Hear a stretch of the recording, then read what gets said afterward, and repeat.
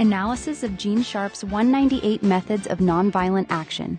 Gene Sharp, 1928 to 2018, a leading scholar of nonviolent resistance, compiled the 198 methods in the second volume of his seminal three-volume work, The Politics of Nonviolent Action, 1973.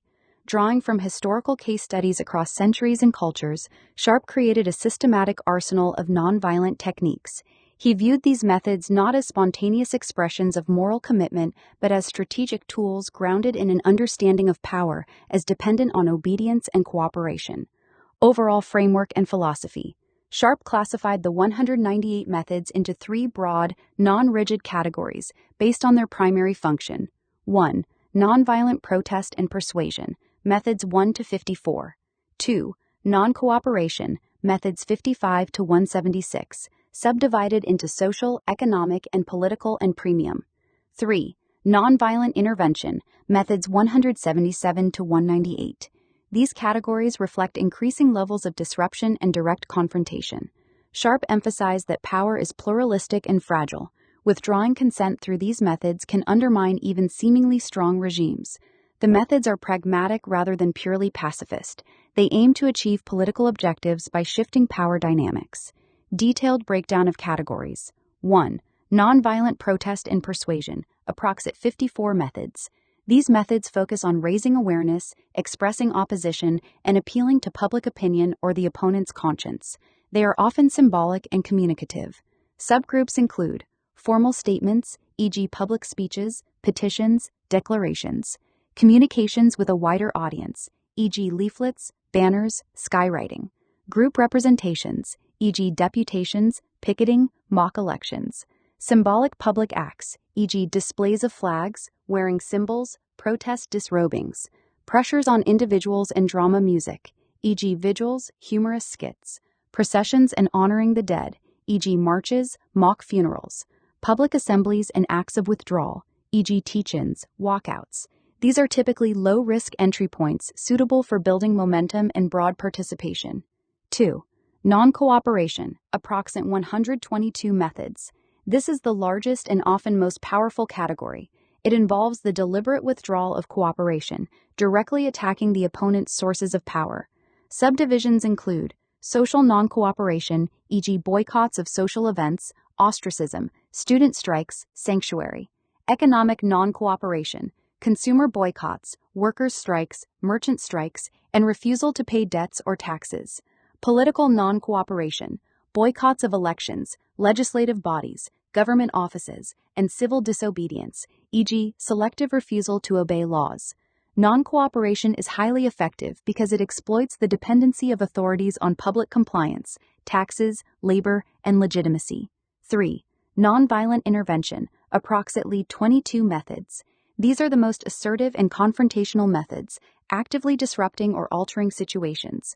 Subgroups include psychological intervention, e.g. hunger strikes, self-exposure to elements.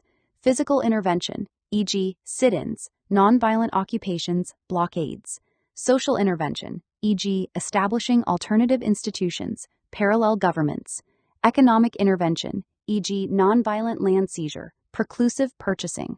Political intervention, e.g. overloading administrative systems, seeking imprisonment. These methods can create faits accomplis and often require high discipline and preparation. Strengths of Sharp's framework. Practical utility. The list serves as a comprehensive menu for activists, enabling strategic selection tailored to context, resources, and objectives. Empirical grounding. Methods are derived from real historical examples, making the framework evidence-based rather than purely theoretical. Scalability and accessibility. It democratizes resistance by showing how ordinary people can participate without weapons. Influence. Sharp's methods have informed movements such as Otpor in Serbia, the Arab Spring, and various pro-democracy campaigns worldwide. Criticisms and limitations. Rigidity. The fixed list of 198 has not been significantly expanded despite Sharp's openness to future additions. Critics note it may underrepresent digital age innovations, e.g., cyber activism, social media coordination. Contextual applicability. Some methods assume a degree of pluralism or media freedom that may not exist in highly repressive regimes. Risk of repression. While nonviolent, certain methods, especially intervention, can provoke severe backlash. Success often depends on maintaining discipline and attracting defections. Overemphasis on technique.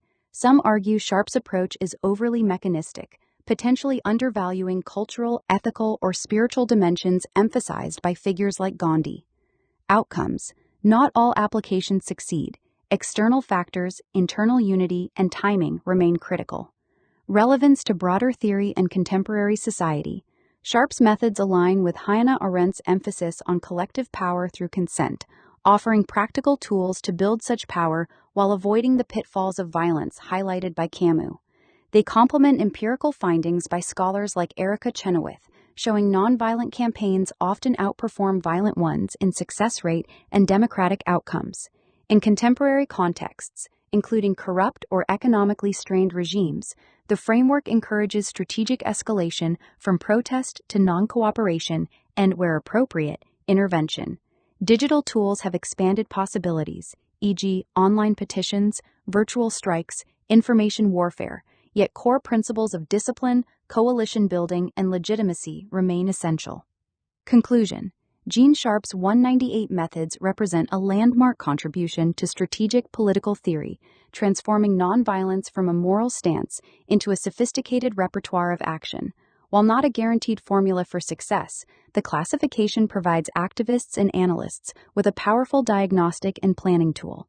Its enduring value lies in demonstrating that power is not monolithic and that disciplined, creative, nonviolent action can achieve significant political change with potentially lower long-term costs than violent alternatives. For detailed application, Sharp's original volume remains the authoritative source, supplemented by modern adaptations.